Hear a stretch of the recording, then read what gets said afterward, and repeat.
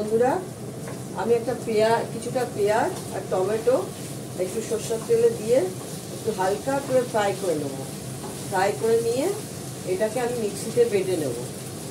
বেটে নিয়ে আমি একটু তরকাটা যেটা বলে ডাল মাখানি সেরকম করবো। আমি এটাকে সেদ্ধ করে রেখেছি মুগ কলাইটাকে। এই যে মুগ কলাই সেদ্ধ করেছি, এইটা করবো। করে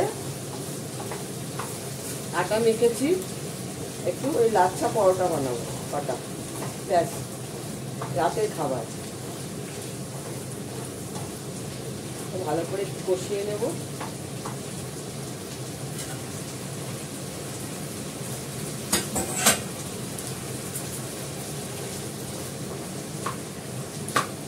এভাবে করবে, খেতে খুব ভালো লাগে। রাতের রুটির তরকারি খুব ভালো লাগে এভাবে করলে।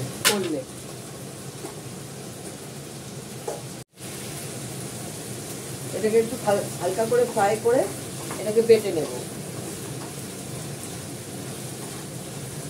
করি, দেখাচ্ছি।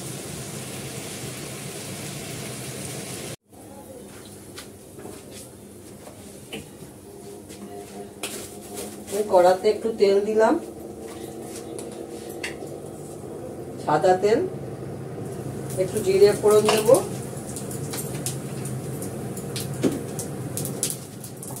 হচ্ছে হিং ফোড়ন, একটু হিং দিলাম। এই কাঁচা লঙ্কাটা দিলাম। এই যে আমি পেস্টটা বানিয়ে নিলাম, টমেটো, পেঁয়াজ, রসুন, এটাকে আমি করে দেবো। কড়াতে দিয়ে দিলাম, ফ্রাই প্যানে অল্প করে দেবো, কেননা আমি রাতের জন্য একটু করবো, অল্প, এক টাকা নয়।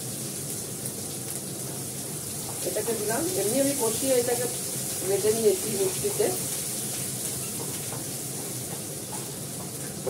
নামানোর পর একটু বাটার ছেড়ে দেবো, একটু মিষ্টি দেবো। আমি নুন দিয়ে সেদ্ধ করেছি, নুন যদি লাগে পরে নুন দেব। নুন দেওয়া আছে, এখন আর নুন দেব না।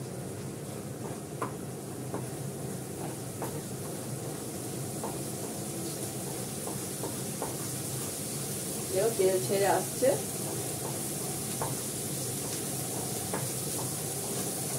আমি এটাতে দিয়েছিলাম আমার স্পেশাল হাতে করা মশলা, শুকনো মশলা। তার সঙ্গে একটু কাশ্মীরি লঙ্কার গুঁড়ো, পেঁয়াজ কুচি, টমেটো কুচিটাকে সব সঙ্গে ফ্রাই করে নিলাম, নিয়ে বেটে নিলাম। এবার তেল ছেড়ে আসছে, আমি মুগ কলাইটা দিয়ে দেবো।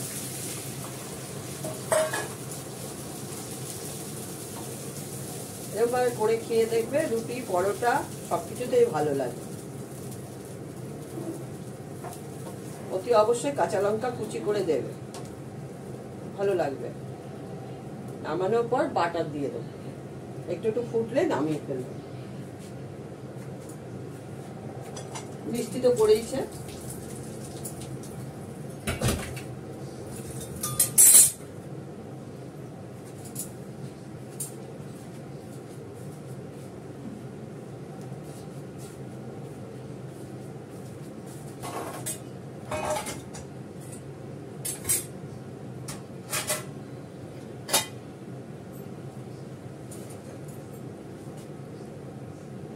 আমি 2-3-4টে লাচ্ছা পরোটা করে নেব,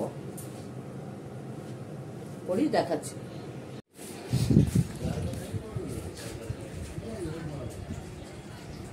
এই একটা তড়কা বানিয়েছি, উপরে বাটার দিয়ে দিয়েছি।